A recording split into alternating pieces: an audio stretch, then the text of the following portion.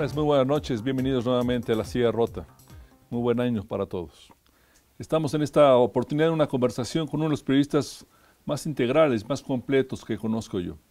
Se trata de Antonio Navalón. Antonio, yo definitivamente bienvenido. creo que el primer año del sexenio de Peña Nieto es un año muy importante. ¿Por qué me parece importante este momento? Primero, porque ya no podremos decir lo que hay que hacer, ya se hizo. Otra cosa es si sabemos hacerlo bien o mal, pero ya se hizo. Segundo, porque el país viene de una cuasi guerra civil. Los últimos 6 años y sus 100.000 muertos no es una cosa que hayan desaparecido, no fue una pesadilla, no fue una película de terror. Una etapa muy gabinete difícil. Ha estado dirigido, mediatizado, callado, subordinado al pacto y a las reformas, y eso está bien. Otra cosa muy distinta es que no hemos podido valorar claramente cuál ha sido la actuación de cada secretario, ni siquiera podemos decirles en qué se equivocaron porque nadie dijo nada. El problema ahora es, vuelto a la normalidad, cumplido el programa del primer año, sentado el cimiento, y eso es lo que me alegra, que haya cimiento para desarrollar. Lo que es importante ahora es saber cuál es el ancho del gobierno, porque hay una cosa que sí se ha producido. El gobierno, en términos absolutos, en tanto en cuanto se llaman secretarios y son nombrados por el presidente, tiene una valoración inferior a la que obtuvo el propio presidente.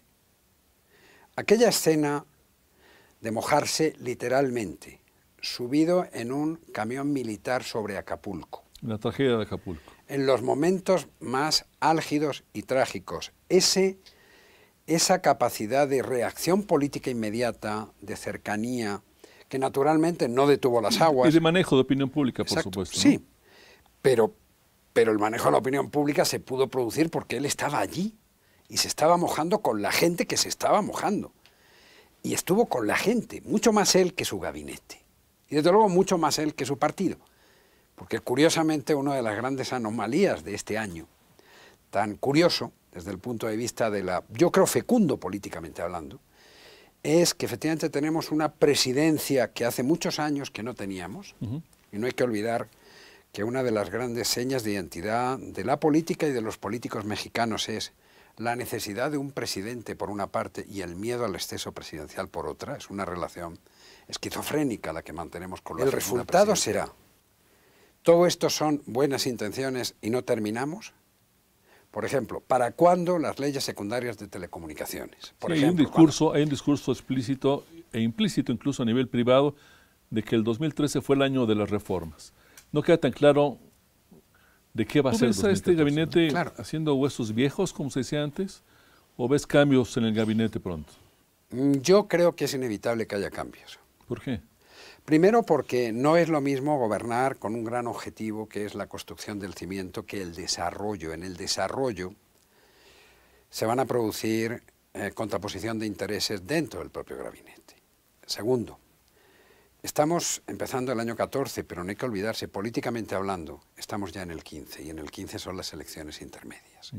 Y aparte en un montón de estados, ¿no? Exacto. Entonces, en este momento ya, para todos los partidos y para todos los políticos y todas las sensibilidades del gabinete, el juego de los intereses. ¿Cuál es el límite de tolerancia frente a su política social? ¿Cuánto va a esperar y cuál es el resultado de la cruzada contra el hambre?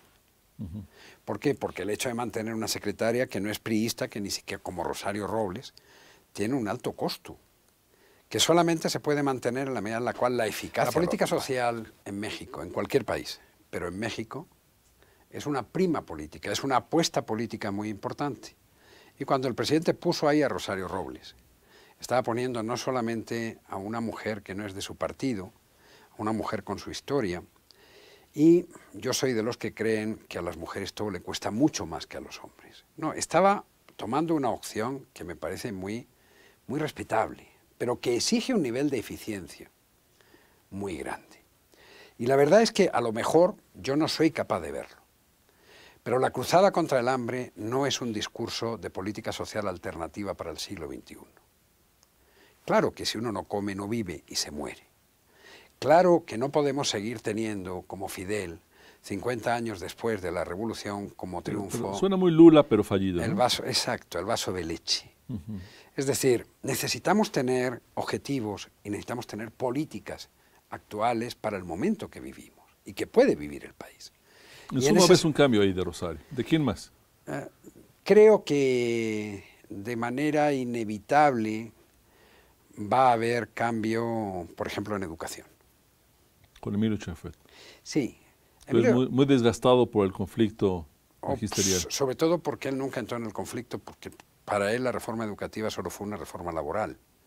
La reforma educativa es la que piensa hacer. ¿A quién más?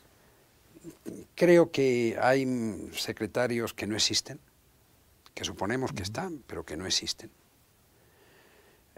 Y entre ellos hay varios. Hay secretarios, sin embargo, con un desempeño notable, por ejemplo, José Carlos Ramírez. Con una secretaría nueva, con una secretaría difícil de perfiles, pero ahí ha mantenido el tipo en grandes circunstancias, creando el censo de las viviendas abandonadas, creando alternativas. Es decir, hay varias sorpresas. Sanidad. No podemos tener una secretaria de salud con una problemática. Es verdad que traemos una mala estructura, que eso no es imputable a este gobierno, es imputable a la estructura del gobierno, entre el INS, el ISSSTE y la Secretaría de Salud. Pero también es verdad que no se puede tener a un genio de las finanzas frente al INS,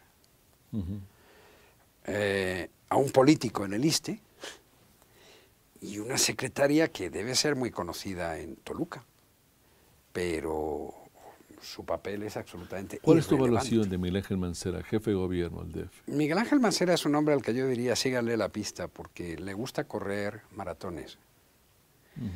Entonces es un hombre que nunca, efectivamente, los 5.000 metros o los 1.000 metros nunca se le ve.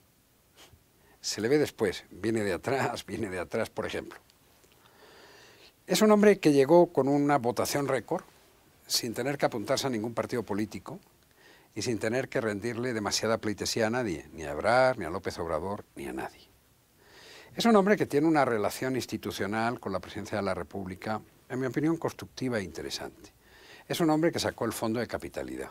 Es un hombre al que naturalmente yo, como todos los ciudadanos que vivimos en esta ciudad, alguna vez he tenido recuerdos no cariñosos hacia su familia por su inacción cuando mis calles son tomadas y cuando mi vida es alterada. Pero una vez pasado eso y visto en perspectiva política, primero acaba de echar a los del plantón, tarde lo acaba de echar. Segundo, yo recuerdo hace 2 meses la prohibición de la Secretaría de Gobernación de sacar a los del Monumento a la Revolución.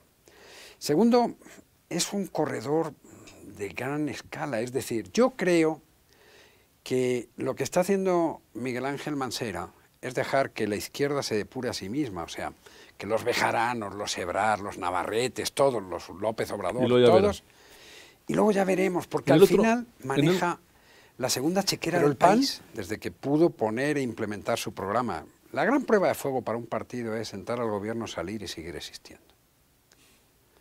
El PAN entró en el gobierno, salió y ya veremos qué queda de ellos si sigue existiendo. ¿Por qué? Porque el problema no es solo perder la presidencia o perder tantos diputados o tantos senadores. El problema es cuál es la oferta política del PAN aparte del cambio en este momento.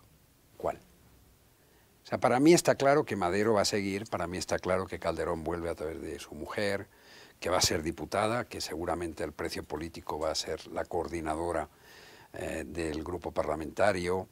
Y eso naturalmente es un trampolín a la presidencia. ¿Quién sabe si le alcance a Calderón la influencia dentro del PAN para hacer eso? Pero habrá que ver, sería muy interesante. Ahora, Margarita Zavala en sí misma tiene un capital político propio, ¿no crees tú? Estoy convencido de eso, pero sobre todo además lo que tiene es una buena coyuntura de jugarlo. Si ha habido un momento en el que ese capital político vale mucho, es ahora. ¿Por qué? Porque hay que decidir que Madero se queda. ¿Podrían ganar? No, claro que no, saben que no van a ganar. Entonces más vale asegurar la posición a corto. Claro. La posición a corto es Madero, pero es tratar de controlar el grupo parlamentario. Y a partir de ahí hay que construir un nuevo mensaje panista, que yo no sé cuál es, que les tocará. Me gustaría mucho seguir la conversación y ojalá nos puedas acompañar con mayor frecuencia. Yo estoy a la orden aquí. Una de las cosas que más me gusta es pertenecer a esta casa. O sea, tú solo dime y aquí estaré. Te lo aprecio mucho. tu presencia aquí en la Silla Rota. Le apreciamos especialmente a ustedes su compañía esta noche. Un abrazo.